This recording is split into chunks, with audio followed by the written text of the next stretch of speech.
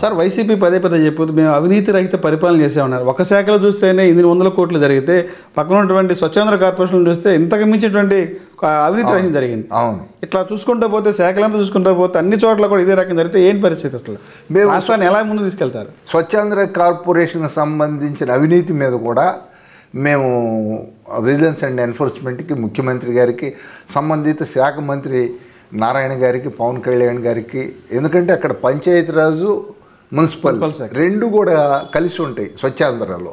Swachhandhra corporation యొక్క ప్రధాన ఉద్దేశం ఏంటంటే అక్కడ ఉన్నటువంటి చెత్తని మొత్తాన్ని సేకరించి దాని మొత్తం కూడా రీసైకిల్ చేసి స్వచ్ఛమైన పరిపాలన, స్వచ్ఛమైన ఇది చేయటం కోసం దాన్ని ప్రత్యేకంగా పెట్టారు.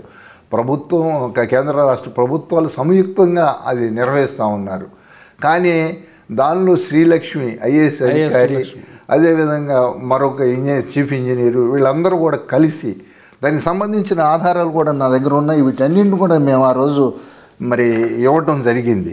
అక్కడ మొత్తం కూడా అక్కడ సీఈఓగా ఉన్నటువంటి పూజారి ఆనందరావు అనే అతను, ఎస్సీ అక్కడ స్వచ్ఛాంధ్ర, వీళ్ళందరూ కలిసి ఒకే అతను చిలకలూరుపేటకి సంబంధించిన షేక్ జాన్ సైద్ అనే అతను 2 బినామీ కంపెనీలని రిజిస్టర్ చేశాడు. జనరల్గా ఏంటంటే ఒక టెండర్ మనం దాఖలు చేసేటప్పుడు ఇద్దరు వేరు వ్యక్తులు టెండర్ దాఖలు చేస్తేనే దానికి వ్యాలిడిటీ ఉండేది. ఇతను ఉన్నటువంటి 2 కూడా ఇతని కంపెనీలు వేశారు. 2 కూడా మొత్తం కూడా ఈ షేక్ జాన్ సైద్ అనే అతను బినామీ అక్కడ ఉన్నటువంటి ఆళ్ళ రామకృష్ణారెడ్డికి కానీ, ఇటు ఐఏఎస్ శ్రీలక్ష్మికి కానీ, కాదు పూజారి ఆనందరావుకి కానీ, వీళ్ళందరికీ కూడా సజ్జల రామకృష్ణారెడ్డి వీళ్ళందరూ యొక్క హస్తం ఉంది. మొత్తం కూడా శ్రీలక్ష్మి దీన్ని అనుకుంచి పూర్తిగా నడిపించింది. అంటే దీంట్లో ఏంటంటే ప్రధానంగా ఒక 20 కోట్ల విలువ చేసేటటువంటి 1100 లీటర్లు కాంపాక్ట్ బిన్స్ సరఫరా చేయడానికి ఒకటి దక్కించుకున్నారు. ఆ కాంపాక్ట్ బిన్స్ అన్నీ కూడా నాసిరకమైనవి, ఏమాత్రం దాంట్లో క్వాలిటీ లేదు. వీళ్ళు ఇక్కడ గుంటూరులో ఉన్నటువంటి ఆటో నగర్లో సొంతగా తయారు చేసి వాటిని అందజేస్తూ ఉన్నారు. అక్కడ మరి టెండర్ దాఖలు చేసినప్పుడేమో దాంట్లో చూపెట్టినేమో కార్పొరేట్ కంపెనీ వేరు, మంచి కంపెనీలు ఇస్తామని చెప్పి ఇచ్చేశారు. నీలకమల్ అంటే ఇట్లాంటివన్నీ. కానీ వీళ్ళు సొంతగా తయారు చేసి నాసిరకమైన ఇస్తూ ఉన్నారు. అవి తెల్లారేపాటికల్లా బిన్స్ అన్నీ కూడా పగిలిపోతాయి. అదేవిధంగా ఒక 100 కోట్లు చేసేటటువంటి ట్రై సైకిల్స్, ఎందుకంటే చెత్తని సేకరించేటటువంటి ఆ ట్రై సైకిల్స్ అవన్నీ కూడా అంతే నాసిరకంగా ఉన్నాయి. ఆ ట్రై సైకిల్స్ అంతే పోయినాయి. హెచ్డిపి బిన్స్ సరఫరా చేయడానికి కూడా టెండర్ అతనే తగ్గించుకున్నాడు. ఇవన్నీ కూడా 100 కోట్ల రూపాయలు కూడా బిల్లులు కూడా మొత్తం చేసుకున్నారు. మొత్తం కూడా మరొక 10 లీటర్ల సామర్థ్యం కలిగినటువంటి డస్ట్బిన్స్ కూడా 120 కోట్ల రూపాయలది. అది కూడా పూర్తిగా డబ్బులు కూడా చేసుకోవడం జరిగింది. వాస్తవానికి ఏంటంటే నీలకమల్ నేషనల్ కంపెనీ ఈ డస్ట్బిన్లు వీటికి సంబంధించి చేయాలి, కానీ అన్నీ కూడా చేయలేదు. దాదాపుగా జనరల్గా ఏంటంటే ఈ యొక్క టెండర్ ఉద్దేశం కేవలం ఒక టైం బౌండ్ ప్రోగ్రాం, కేవలం 6 నెలల వ్యవధిలో 180 రోజులు పూర్తి చేయాలి. కానీ ఇప్పుడు కూడా చాలా వరకు పూర్తిగా కేవలం 60% మాత్రం పనులు చేసుకున్నారు, 100% బిల్లులు తీసుకున్నారు. అట్లాగనే 2200 పంచాయతీలకి 74 కోట్లు విలువ చేసేటటువంటి ట్రైలర్స్ వాటిని చేసేది ఒక్క ట్రైలర్ కూడా ఇంతవరకు సరఫరా కాలేదు. వర్క్ ఆర్డర్ 8/5/2023 తోటి వర్క్ ఆర్డర్ ముగిస్తున్నప్పుడు కూడా ఇప్పుడు కూడా చేయాల. అతనికి ఎక్స్టెన్షన్ ఇస్తానే ఉన్నారు. ఈ ప్రభుత్వం వచ్చిన తర్వాత కూడా 10 కోట్లు అతను డ్రా చేసుకున్నారు, ఎక్స్టెన్షన్ ఇస్తానే ఉన్నారు. ఎన్డీఏ గవర్నమెంట్ వచ్చాక ఇప్పుడు కూడా ఇస్తానే ఉన్నారు.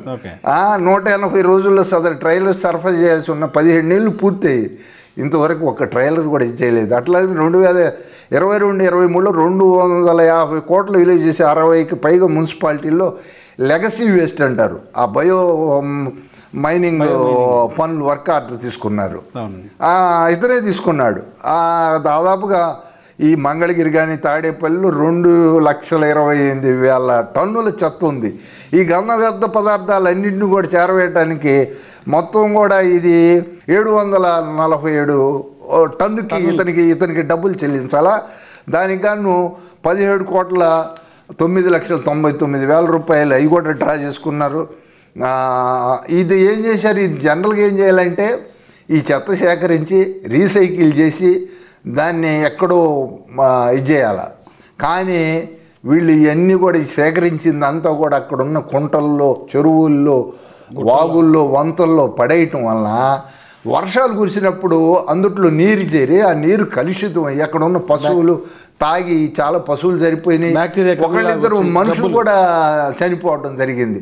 అక్కడ తీవ్రమైన మొత్తం కూడా అక్కడ రోగాల వ్యాప్తికి ఇదైంది. ఎందుకంటే అక్కడ బ్యాక్టీరియా చేరింది, విపరీతమైన కాలుష్యం ఏర్పడింది.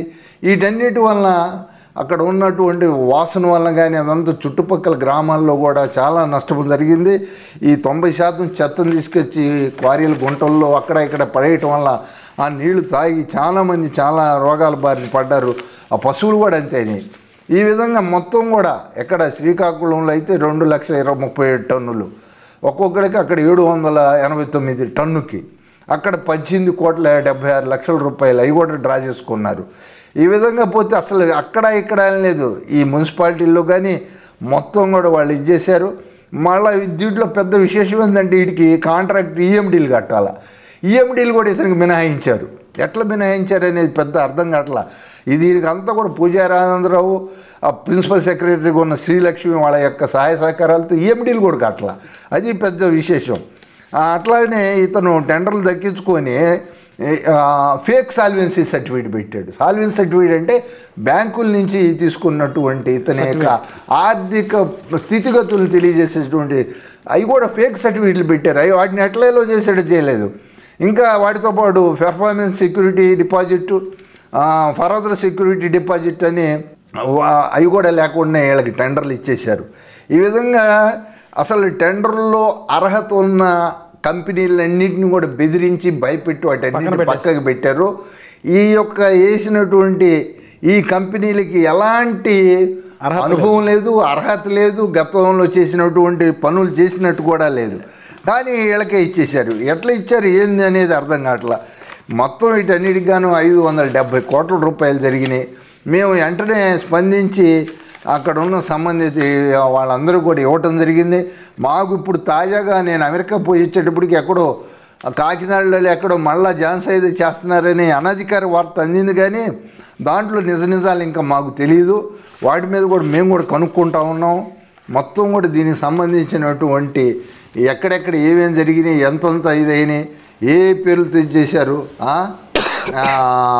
ఈ జ్ఞానేశ్వర్ హైట్స్ అని మరి రకరకాల పేర్లతోటి ఇతను ఇచ్చేశాడు. మరి వీటన్నిటి మీద కూడా సమగ్రమైన దర్యాప్తు జరగాలి. మరి ఈ దర్యాప్తు ఎందుకు చాలా నిదానంగా విజిలెన్స్ వాళ్ళు అంతకుముందు మిర్చియార్డులు అయితే చాలా వేగంగా చేశారు, చాలా తొందరగా చేశారు, వాళ్ళందరినీ కూడా దోషులుగా నిలబెట్టారు. కానీ దీని విషయంలో మరింత వేగంగా జరగాల్సిన అవసరం ఉంది. కాబట్టి మొత్తం కూడా ఇది పరిస్థితి. వీళ్ళ మీద చర్యలు తీసుకోవాలని చెప్పి మేము డిమాండ్ చేస్తూ ఉన్నాం.